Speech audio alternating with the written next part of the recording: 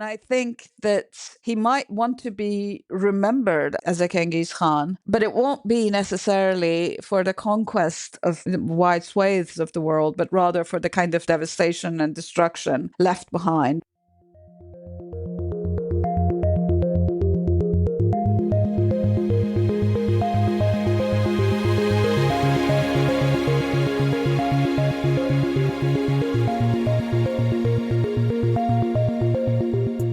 Hello and welcome to Tech Won't Save Us, made in partnership with The Nation magazine. I'm your host, Marx. And before we get to this week's guest, I just wanted to talk a bit about our 5-year membership drive, which is happening this month. Over that time, I have recorded hundreds of conversations with different tech critics, academics, journalists, workers, and other people who are involved in this industry and have important things to contribute to how we understand the role that technology and these major tech companies are playing in our lives. Obviously, given the moment that we're in with Silicon Valley's alliance with Donald Trump, the role that Elon Musk is playing in the White House, though, we'll see if that is maybe starting to shift, and the broader right-wing embrace of the tech industry, I think these conversations are more important than ever to educate people on what is going on and the deeper impacts of these technologies and this way of developing technology that we often do not think about. Being able to continue doing this relies on the support of listeners like you. And that's why I'm asking more of you to go support the show on patreon.com so I can continue having these conversations, making the show, and giving people a different perspective on what this tech industry is doing to the world we live in. This month, I set a goal of getting 100 new supporters so I can make a new series on defense tech and the relationship between Silicon Valley and the Pentagon.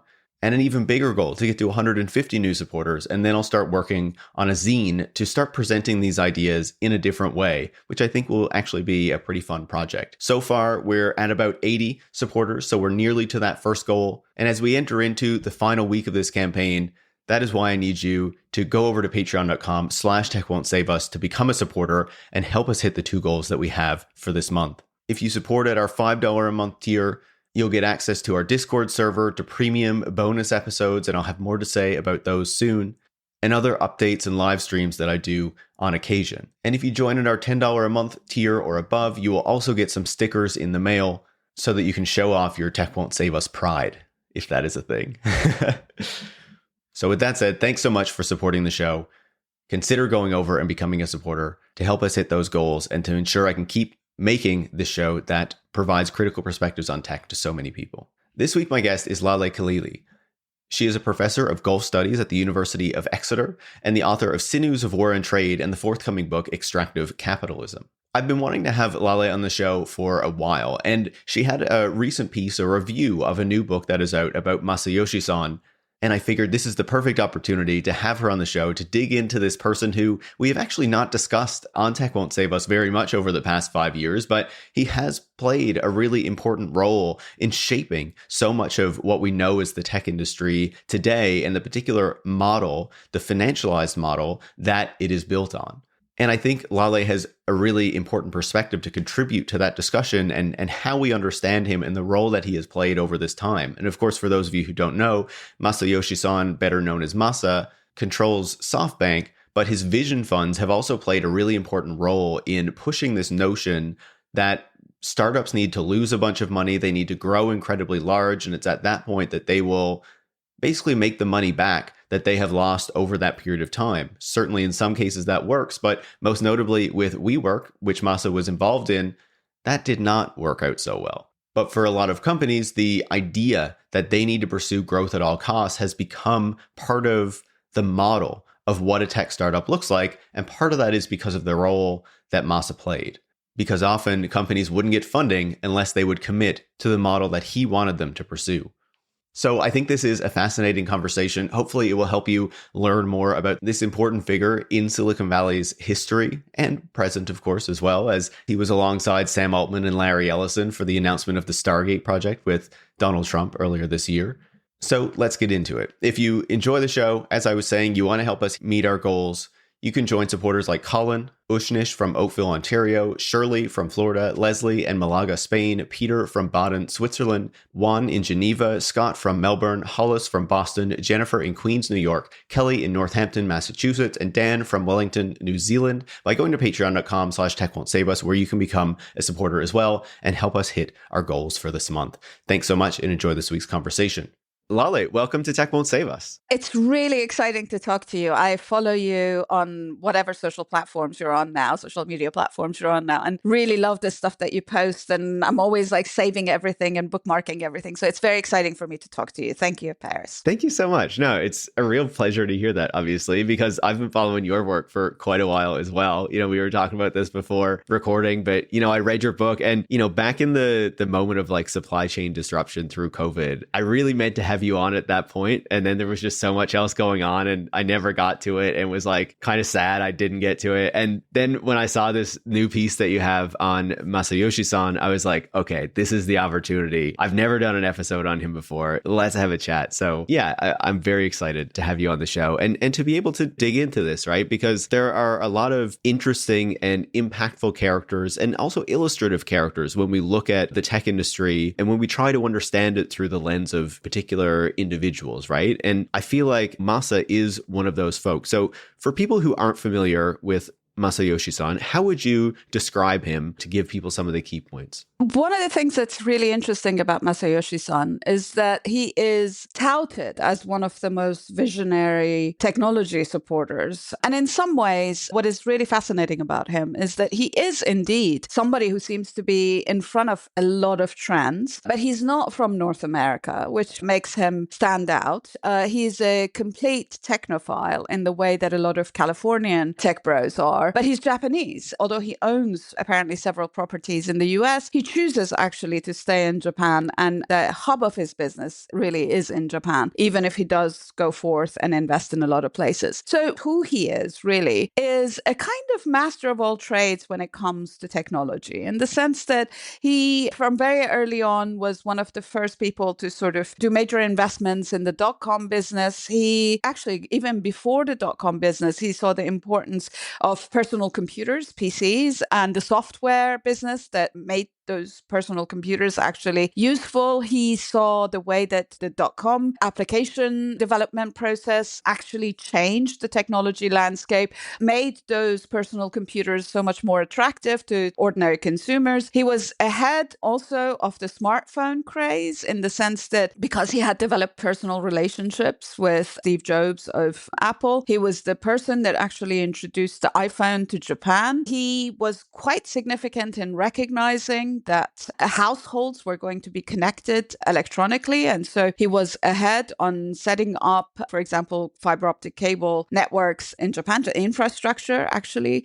on and on and on. So he has been ahead of the trend on a lot of incredibly significant shifts in the ways in which technology has moved out of universities or out of development spaces or out of defense spaces into households, and has been able to take advantage of that. So he has a nose really for what consumers want, or even like a very good marketing person, what consumers don't think that they want, but to make them want whatever it is that he's selling. And so that particular ability has stood him in extremely good stead in terms of making money. But one of the other things that makes him kind of a darling of tech boosters is the fact that he seems to be the kind of person that no matter how many times he falls down, he seems to want to get up and do it all again. And so he has historically, and to great schadenfreude, to be totally honest, lost his fortune, at least his paper fortune, at least 3 times, and yet managed to sort of climb up the ladder of billionaire valuations again and again and again. And again, part of that is he is plucky, and he is in some ways considers himself to be invincible, and therefore acts in this particularly ballsy way. But I think that in some ways he's also been an extraordinary beneficiary of a whole lot of social and political processes that have led to our extremely unequal world full of billionaires who think they can do everything.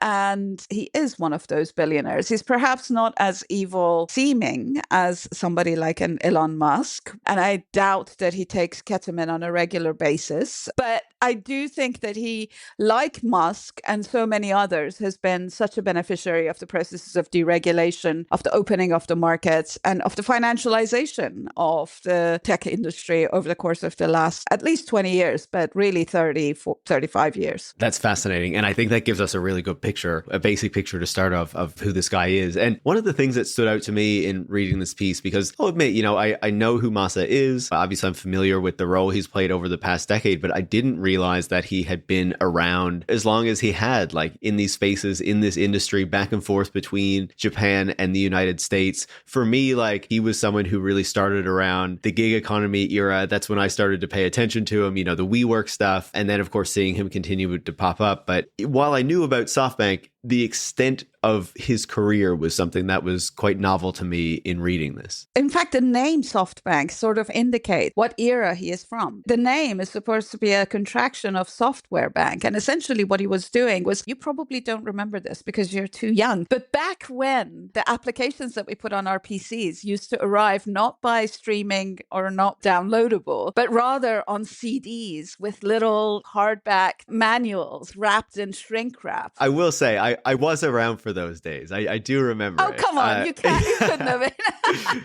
But anyway. It just moved to downloads not long after I started using computers. That's how applications arrived. That's how software arrived. So one of the things that Masayoshi Son did was to essentially look for all of these different applications that were coming and warehouse them. So it wasn't that he was developing any of this stuff in the 1990s. It was that he, again, as I said, had enough of a marketing sense to realize that there was actually a space for acquiring and selling software applications that could be put onto PCs that people were increasingly buying. I mean, also, it's worth remembering that part of the reason that he succeeded as well as he did is because Japan had, by the 1990s, become known as the single most important place for developing personal electronics, right? I mean, people probably do remember this, in part because actually the kind of gadgets that you still buy are Japanese. Like my son is in high school and he has to buy some incredibly fancy calculator that does all sorts of calculus and trig functions that ordinary calculators don't. And they don't want them to have computers in the room, so they have to have these calculators. And these calculators are still produced by the Japanese. And the technology that went into that production of incredibly inexpensive but incredibly durable personal electronics was one of the things that also made the selling of PCs to the Japanese much easier and much more widespread in the 1990s than it was in relative terms in the US. And I think that in itself actually gave Masa the ability to set up the business SoftBank. His business does go back a long way. And even before that, part of what he actually discovered would be really a very good forum for this kind of techno-evangelism that he is very known for was Comdex, a technology conference, which is like Comic-Con, but for tech nerds. And so Comdex was owned by Sheldon Adelson, which later became known as sort of the godfather of Las Vegas and also of Israel. I should also mention that. And Sheldon Adelson sold Comdex to Masayoshi Son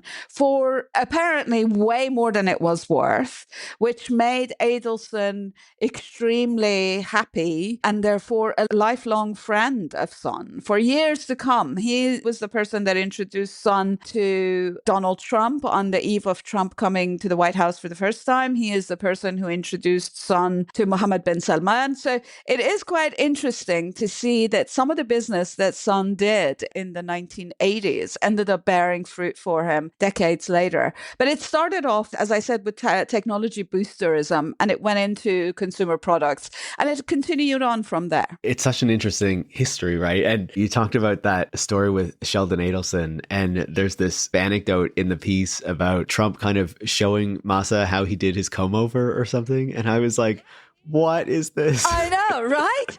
I do love that little anecdote. There are some funny bits in Lionel Barber's, somewhat admiring book. And this is the one that really got me, was the one that when he went to visit Donald Trump on the eve of, this was 2016, after a conversation in which Son promised bringing, I don't know, like Foxconn business to the US. The manufacturing thing has been an obsession for Trump for years and years and years. And Son promised this. And so after the conversation, Trump goes to the attached ensuite. They were meeting in a hotel room. He goes to the attached ensuite and says, hey, come over here. Let me show you how to comb your hair. And Son is actually a little bit thin on the hair on top of his head. And so it was quite funny to read about the way that Trump combed forward what remained of hair on the back of his head, which it's hilarious. It is actually quite a funny moment in the book. Can you imagine if like Masa had shown up a few weeks later and all of a sudden was doing like the Trump do?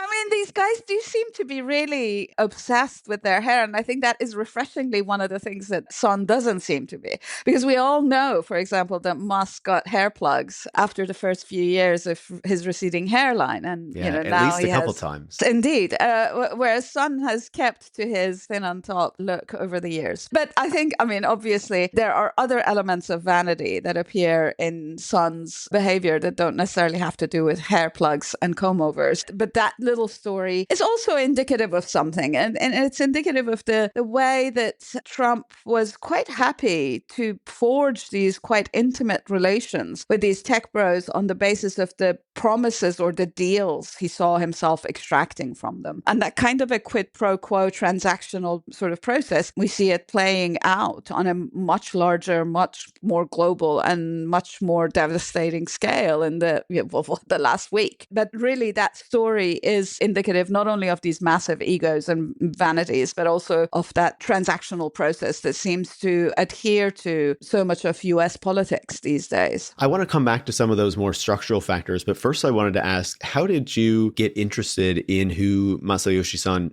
is? How did that kind of come on your radar, and how did this become one of the figures that stood out to you as you've been following this for all these years? I'm going to start with WeWork, because I think I was one of the many millions of people around the world who really did have a moment of schadenfreude when WeWork failed. I mean, the WeWork guy, Adam Neumann, was also actually a figure in New York City that we'd heard about. And recently, when I was telling one of my girl group from New York, where I lived for a time, I was telling them about writing this piece about Son and mentioning that I was going to talk about WeWork. My friend Leslie reminded me of our friend Rainey, who was a clothes designer and had done some designs for this clothesline that Neumann was going to put out, which apparently had like patches on for babies, with had patches on their knees or something. And it had something in their name which had to do with patches. I can't remember what it was, but never paid Rainey for those designs. And I was like,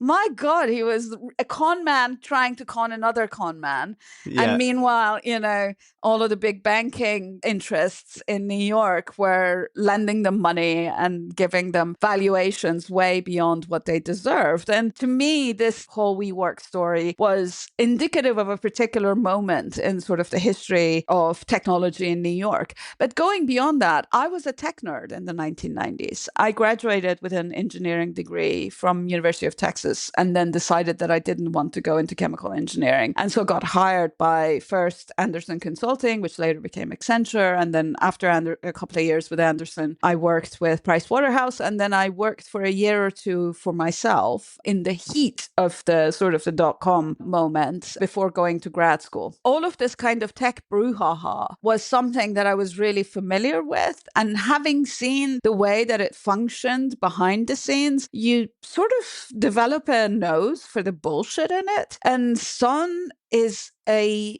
divine bullshitter. He is fantastic at it. And so I think part of the interest in him in particular came from that. But I also have another broader interest. I have also written essays about private equity guys from the global south. And what I'm really interested in is, how does capital travel when it leaves the global north, where there is a huge amount written about capital, both boosterist and critical. But when it travels to the global south, there is not as much written about it. A lot of the people that write, for example, about a Son or about the various billionaires of India, and much less about the various billionaires of China, actually don't say very much. And a lot of the accounts written by people from the global south actually celebrates them as being somehow competitors to the global north, a kind of a slightly parochial boosterism for them. I'm Iranian of origin, come from an old lefty family in Iran, grew up in Iran, and so I treat the capitalists from the global south with the same exact amount of disdain that I do capitalists from the global north. But I am interested in the way that they're portrayed and in the way that they operate.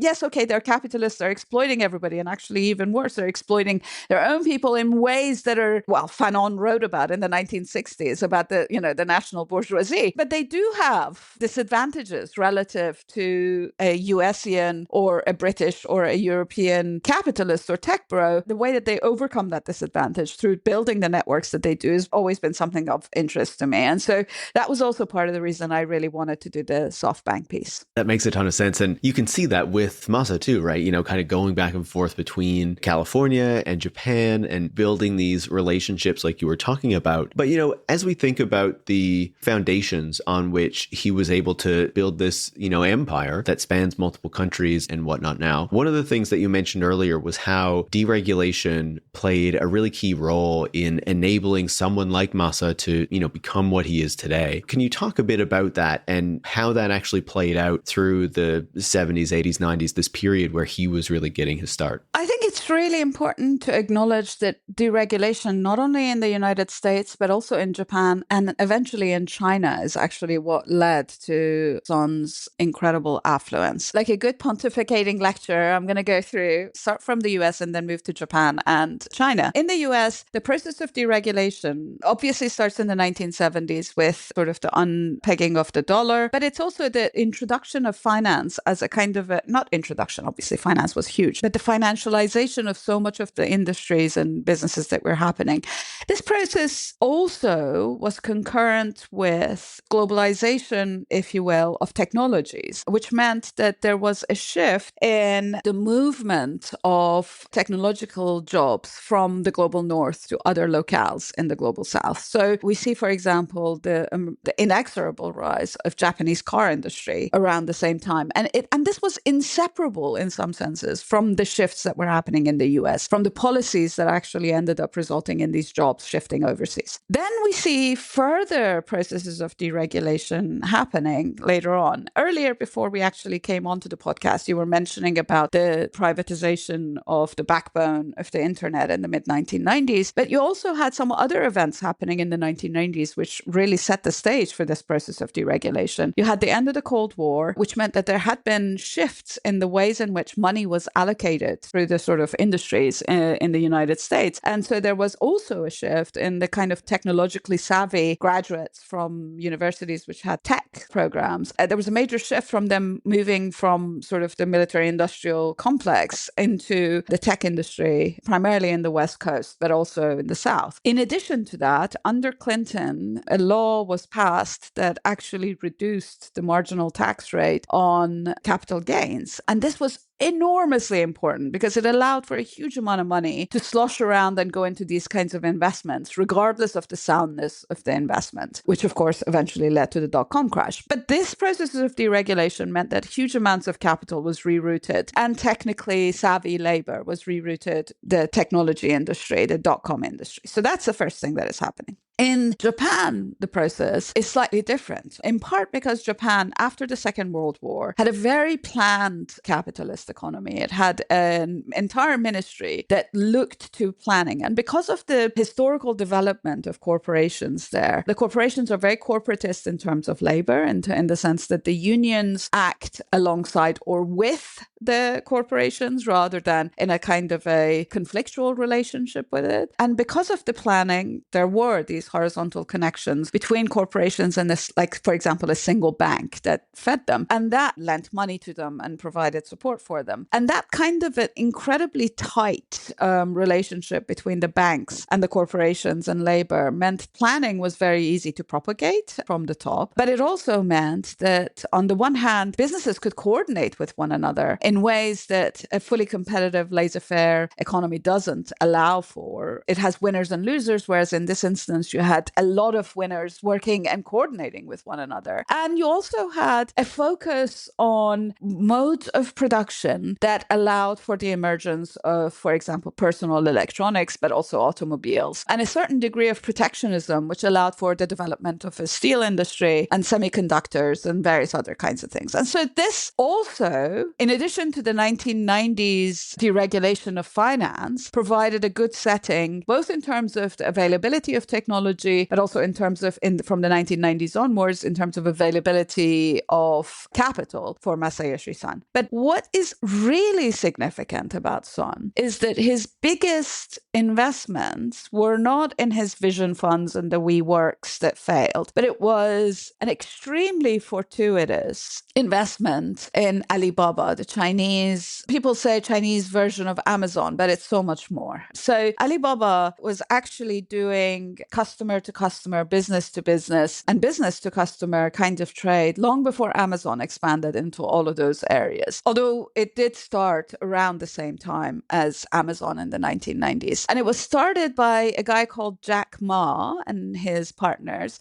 And Ma and Masayoshi Son found each other simpatico. They were very similar to one another. Ma was a little bit younger, but I think reminded Son of himself. All of this investment that Softbank made in Alibaba in the 1990s was made possible by the processes of deregulation in China itself, where foreign ownership was allowed, foreign investment was allowed, under Deng Xiaoping in the 1980s, but also in the 1990s. And it's worth remembering also that long before US money started going into China as FDI's foreign direct investment, Japan was the biggest foreign direct investor in China. And so Son going in and plopping down a whole bunch of money for a significant voting stake in Alibaba in the 1990s was not this kind of moment of, oh my God, he's the first to do it. It was actually of a kind with I would say, decade-long interest by Japanese capitalists in China, which accelerated in the 1990s because of deregulation of foreign ownership there. He was there in the right place at the right time, as much by chance as by, as I said, his ability to sniff out a good market. I think that this is such an interesting history, right? And how these changes in a number of different countries have contributed to this one man's rise and ability to present himself in a particular way. And it was fascinating as well to read how that investment in Alibaba enabled him to have some of these losses at other times because he could sell off some of these Alibaba shares and cover it, right? Alibaba was his cushion. Every time he failed after the purchase of Alibaba, he just called on the shares that he owned there. I mean, it is kind of insane because he invested some millions of dollars in Alibaba, which when Alibaba did its IPO in New York in 2014, those millions of dollars was worth 60 billion. So he did really benefit from the rise of China as both the factory of the world, but also as this area where there was obviously a growing consumer body because of the improvement in Chinese standard of living. And so I think that these two factors were also enormously important for the growth of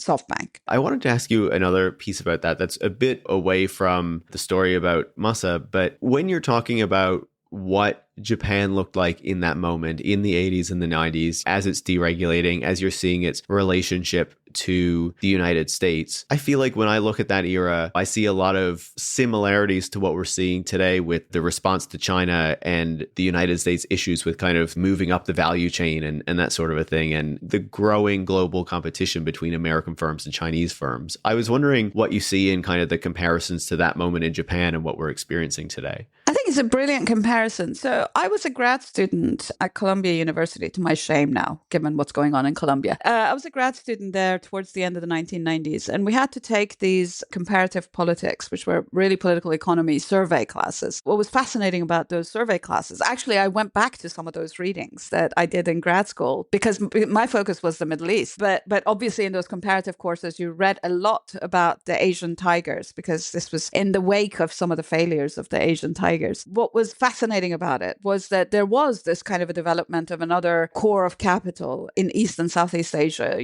obviously Japan, but also South Korea. And this was also a moment in which Indonesia and Malaysia were becoming quite significant, but China was on the horizon at that moment. So there was, on the one hand, the specific politics that was happening in political economy that was happening in that part of the world, which was really quite significant. And you see some elements of that today being repeated in some senses, is like, for example, in Vietnam, where Vietnam is doing what Malaysia was doing back then in some ways. But you also, in the context of studying these things, was the United States, where by the 1990s, some of the sort of Japanophobic discourses had died down, in part because of the rise of .com on the West Coast. But if you still go back to some of the films that were being produced in the 1980s and the 1990s, you do see these Japanophobic ideas and thoughts, even in something like Die Hard, that ultimate 1980s film. It's worth remembering that the corporation that has bought the big building, where Die Hard happens, is a Japanese one, and the Japanese are shown perhaps not as evil, but as hapless. And so I think there's some element of that kind of Japanophobia going on there, which is surprising. Part of the reason that it's surprising, China has never been a kind of a protege of the United States. Whereas after the Second World War, when the US occupied Japan, for decades, and it didn't give up Okinawa to Japan until like 1970. Well into that era, Japan was an enormously significant ally and base for the United States. Japanese industry also benefited from all the wars that the US fought in the region. When I was going back and rereading some of the materials about sort of the rise of Japan's economy in the 1980s and 90s, one of the things that you run into, people mention in passing, Japanese industrial production doubled in response to the kind of demands that the US had on Japanese goods during Korean War for fighting the Korean War and for also being based out of Japan and so spending money in Japan on these kinds of things. Same thing with Vietnam. And in fact, there's a wonderful book by Mark Levinson called The Box. An entire chapter is dedicated to how container shipping really took off in the late 1960s and early 1970s when the US was transporting material for the Vietnam War to Vietnam across the Pacific, and Japan and Philippines, the Philippines were its staging ground for these container shipping, alongside, these containers carrying material back over and then coming back empty. And so they wanted to bring goods from East Asia back to the United States because already the whole of the trip was already paid for by the Pentagon. So why not take advantage of the fact that you could actually bring some stuff for free while charging the producers at that end for the service? At the same time, the Japanese, who were technophilic, were also already talking about setting up container shipping terminals. And so that kind of a fortuitous convergence is what led to a huge amount of Japanese electronics starting to be carried over to the United States. The start of sort of the mania in the United States for Japanese electronics and later cars really was that moment, was of these containers coming back from the Vietnam War to the Pacific coast. And so Japan had been a beneficiary of the, US global capital largesse post Second World War period, but it had also been an incredibly significant staging ground for the US spread of capitalism, but also empire in the Pacific region. And I think that kind of a symbiotic relationship is something that doesn't quite exist in China. But the xenophobic discourse that we see about how they're taking over our businesses, all of that is completely and totally familiar. And I think it has to do with there being contradictory impulses within US capitalism between an entire system which wants to see the world a kind of a repetition of an empire of free trade, the British Empire of free trade, in which, of course, the US is the main beneficiary because of the exorbitant privilege of the dollar being global currency of trade, and the contradictory impulse of, at the same time, there being within the United States a substantial, both capitalist and organized labor class, which doesn't want to see manufacturing jobs going across. Part of that is a kind of a nostalgia for a time when the economy was much more orderly. People had long time, jobs in the same companies. The jobs paid well. You could retire on those jobs. You could buy a house. You could send your kids to school. And the gradual diminution of that, which Gabe Wynand has written about Pittsburgh in a wonderful book, which recounts the way that these industrial jobs populated by white men of a certain age gave way to service jobs in the health industry, populated by women and people of color, which of course also fed into all sorts of racial politics. So you have these kinds of contradictory impulses happening in the US economy, which you see emerging in the Japanophobia of the 1980s and 90s and the xenophobia that we're seeing now. It's really incredible. And I remember the first time I heard that story about the containers going across, bringing the supplies for the war, and then stopping in Japan on the way back to like pick up all these consumer goods and electronics. And I was like my mind was just being blown, as I was reading this. Yeah. Osaka was one of the first container terminals in the world outside of the United States, which is amazing. I mean, and what's interesting is that part of the success of China as becoming the factory of the world was also based on the construction of extensive transport infrastructures, ports, container terminals, but also extremely extensive and speedy and reliable inland transport with trains and good road systems. And so the reason that China became sort of the factory and important trading emporium was because of these investments in infrastructure, not because of some sort of a nefarious plan to take over the world a la Manchurian Candidate, Absolutely. Absolutely. Good to have some infrastructure, right? To be able to move things around. Indeed. Yeah, it gets a bit useful. I want to go back to Masa as well, because we've talked about these broader structural factors, right? That contributed to this person's rise and the types of businesses that we saw here, but also increasingly what this tech industry turned out to be. And I was wondering if you could talk a bit about how Masa and how SoftBank really represent this kind of financialized tech capitalism that we have come to see for so long, where there's so much money being splashed out on so many of these companies. Some of them can be spectacular failures. Some of them get huge, but it just seems to be going after bubbles, and the amount of money being spent on various things without knowing if it's going to pay back is sometimes hard to imagine. So how do you see him and his company in that role? Are they really pushing this type of model forward, or are they just participating in something that is happening on a broader scale? I think during the first dot-com bubble, while he was quite a significant investor in a lot of stuff, and in fact tried to set up a venture capital firm, which failed fairly quickly, he was following the trends. But I do think that in the subsequent one, and the sort of the bubble that was still going on until last Wednesday in the artificial intelligence, he has been at the forefront of it. And part of it comes out of as I said, a technophilia.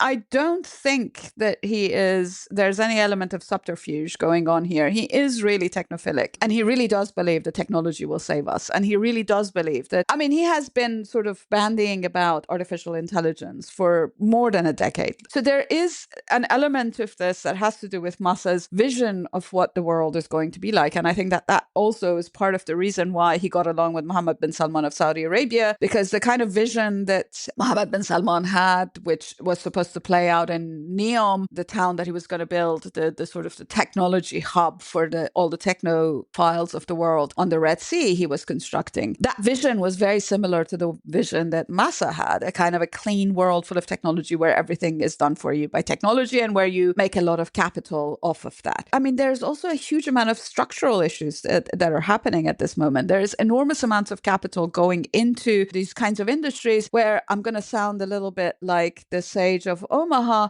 The business fundamentals are simply not there. They have these enormous price to earnings ratios, which never come to fruition. They have huge amounts of money going into businesses which don't make any kind of profit for years on. It's worth remembering Amazon didn't start making any profits until it started selling server and cloud space to the US government. It's really worth remembering that it's taxpayer money that made Amazon become the behemoth that it eventually did become. Amazon's cloud services ended up making the company profitable. Uber wasn't profitable for years and years and years and years and years and years, if it is even now. It's important to remember that this incredible investment of money into these businesses, so much of it is and was hype. People are talking about AI in part because ChatGPT can start talking to people in ways in normal, natural language, which, seems like magic, or at least something sinister out of the Matrix. But I think it's also really important to remember that Google was doing a version of AI when they had the amazing search algorithm, which they have now burdened with all of their advertising bullshit. Long before the whole AI hype emerged, they collected data on a mass scale in order to produce the kind of search algorithms that they did. A story that I love telling, which I'm not sure whether I incorporated it. It was so far off the story that the editors probably rightly lopped it off. But in the early 2000s, these big billboards started appearing in California, which was like, ask us any question. And it was a 1-800 number. And you could call them and you could ask them any question. What is the area of the United States? Which neighborhood in San Francisco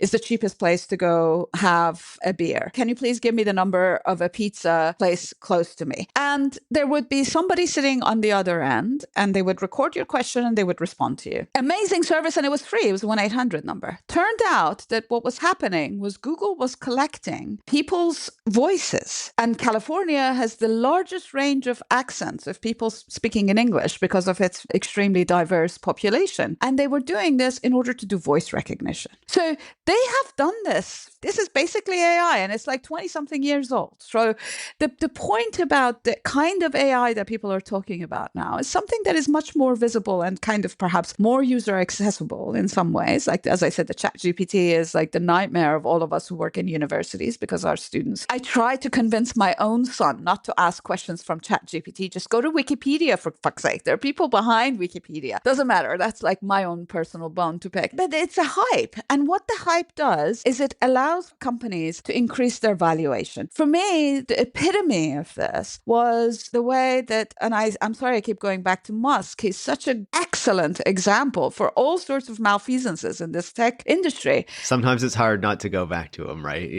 It's impossible, right? Yeah. So he bought Twitter, and within days, the value of Twitter plummeted. Then he puts Grok on, and Grok is kind of a shitty, second-rate, quote-unquote, AI. It's essentially a search function, kind of like Google's search function would be. It just speaks more than Google's search function does. I'm not talking about Gemini. I'm just talking about basic Google search function. And immediately, the value of X increases. It's a kind of a scam to increase the valuation of these companies and increase the paper wealth of the people who own them. Son, on the one hand, is a techno-evangelist, and on the other hand, somebody who's benefiting from this, because it's also important to remember that despite his kind of a benign-looking, cute little short, smiley dude veneer, is somebody who Lionel Barber quotes directly in an interview saying, I'm not Bill Gates, I'm not a Steve Jobs, I didn't just build a company, I have built an empire, I'm Genghis Khan, I'm a Napoleon,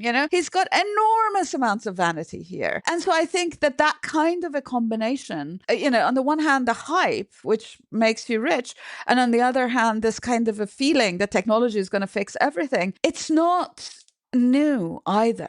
It's really worth remembering in the 19th century, this is the kind of shit Marx was writing about, or Engels was writing about. The human flesh as an appendage of the machine. Marx wrote about that. And so this kind of a technophilia as a solution to the world's problems, unfortunately, has a long history. And I think it is deeply embedded within capitalism, in part because in order for capitalism to reproduce itself, it constantly has to have something kind of new in order to hype itself, in order to increase the value of the companies. No question about it. And that quote you're talking about, when I read it, I couldn't believe it. And in part because you see these photos of Masa, the small Asian man, and you don't imagine him talking in this way, but it's not wrong that he hasn't built this empire, right? It's incredible what he has been able to put together. And as you say, the number of times that he has been able to kind of pull himself out of the wreckage of these bubbles going bust and being able to build something else. And that's that's why I wanted to ask you about these vision funds, right? Because when we think about SoftBank and we think about Masa, like one of the first things, if people are familiar with him, will be these vision funds. And, you mentioned the relationship with Mohammed bin Salman. And part of that is we imagine him having all this money. We talked about how he made all this money from Alibaba, but often a lot of the money that is being deployed, as I understand it, is money from the Saudis and Emiratis and stuff like that is going into these funds. So can you talk about how those funds come together and what the impact actually is when he's able to deploy all of this capital? It might be useful for your listeners to hear that SoftBank, which started off as a single company that produced, was a software selling company, has become something of a conglomerate. In Japan, they own a whole bunch of different kinds of technology, but also beyond technology. It has a financial arm that hedges against whatever. But then it also had these venture capital funds, Vision Fund 1 and Vision Fund 2. And these venture capital funds that emerged in the sort of the mid 2010s, in the first instance for Vision Fund 1, Son went to the sovereign wealth funds of various Gulf countries. So both Qatar and the UAE, for example, invested in this, despite the fact that they were at loggerheads even then. But he also went specifically and developed these friendships, relationships, personal relationships with the rulers of these places. And so he went to the ruling family of Abu Dhabi and promised them the kind of technology that could be used in surveillance. And we know that Abu Dhabi's ruling family absolutely loves surveillance. They have hired people from both the US and elsewhere to develop all these kinds of very dodgy kind of spyware. And they were at the forefront of buying spyware from the Israelis years before the Abraham Accord. So there was a commercial relationship, which the United Arab Emirates has always sort of cultivated, where it benefits them in terms of surveillance. And so that's what Son used in order to get money from them. And then went to Mohammed bin Salman and sort of touted the kind of a fund as the possibility of expanding the kinds of technologies that Mohammed bin Salman can then eventually use in NEOM. And so came out with close to $98 billion in funds. And the funds were deployed. He had a floor on how much he would donate. So you had to have a huge, at the very minimum, I think it was 100 million or something. You had to request that much in order to get money from the fund. And he went for a lot of gig economy businesses and stuff like WeWork, but also gig economy style, Uber-like businesses in India, customer to customer type businesses that actually escape a lot of regulation. I remember reading some time ago, and it might have even been Travis Kalanick, the co-founder of Uber, who was kind of saying that, like, and this is not to let Travis Kalanick off the hook or anything, but he was kind of saying, like, I know people give us a hard time for how we grew the business and blah, blah, blah. He was like, but people need to understand that, like, in the moment that Uber was growing, you kind of couldn't access capital unless you were going big to grab everything, because the funders were not interested in it. And it was like, either we were going to dominate the world or we were going to fail. And you weren't allowed to, like, imagine a sustainably growing business. And, like, I feel like the Vision Fund contributes to that idea in that moment of how a startup is supposed to work. Hugely. The Vision Fund was enormously significant in creating that kind of a thinking of, and that kind of a zeitgeist in investments in the 2010s. Uber was one of the beneficiaries, for example, of this, but also Lyft. So there was this also thing where the venture capital firm was investing in two competing companies, which also says something about what the aim of the venture capital was. It wasn't about growing these businesses in ways that were useful even to the founders of those businesses, but rather it was about sort of the accumulation of capital via the venture capital firm. And the Vision Fund had promised double-digit returns and blah, blah, blah. It ultimately, WeWork was its most spectacular failure, but there were a lot of other failures in there. And ultimately, the returns that it had was something in low single digits, I believe, which is less than actually some of the other funds. If you just tied your investments to the market index, you probably would have doubled your investments in ways that you wouldn't have done here. But the second Vision Fund, he decided to not go to the sovereign wealth funds, in part because the sovereign wealth funds were actually asking for more accountability than Masa was used to. And so he decided to activate his personal friendships with various tech folks in the US and got some pledges for investments, but ultimately didn't collect those pledges. And so actually it was SoftBank money that went into the Vision Fund 2. And they did some investments in some really dodgy shit. And ultimately, apparently the Vision Fund 2 actually had negative returns. And part of the reason for that also was because the particular conditions of investment, where the Vision Fund 2 hit right before the COVID pandemic. And so in some ways, he actually thought that his son thought that he was completely and totally wiped out by COVID. I think COVID in some ways was the closest he came to acknowledging that maybe he wasn't just lucky and that he was really dependent on the particular conditions in which he accumulated his capital, although I think that went right out the door as soon as Trump came to his second term. But the vision funds are a kind of a lesson in how pumping money into these businesses without any attention to the fundamentals of the businesses, without any kind of attentiveness to the way that in order for the businesses to even have the slightest modicum of profitability, they would have to exploit the workers that they have working with them in the extraordinary ways that they do, as Uber does. And I think that's the sort of a degradation of conditions of work that the gig economy has brought about, thanks to Masayoshi Son and his cohort, are all these horrible lessons that nobody seems to have learned anything from. We could continue talking about this forever, I feel like. So I have one final question for you. And that is, we recently had this display of Masa next to Larry Ellison, of Oracle, Sam Altman, of OpenAI, and with Donald Trump, where they announced this big plan to invest $500 billion in the Stargate data center project. So I guess my question is, can Masa actually keep this up?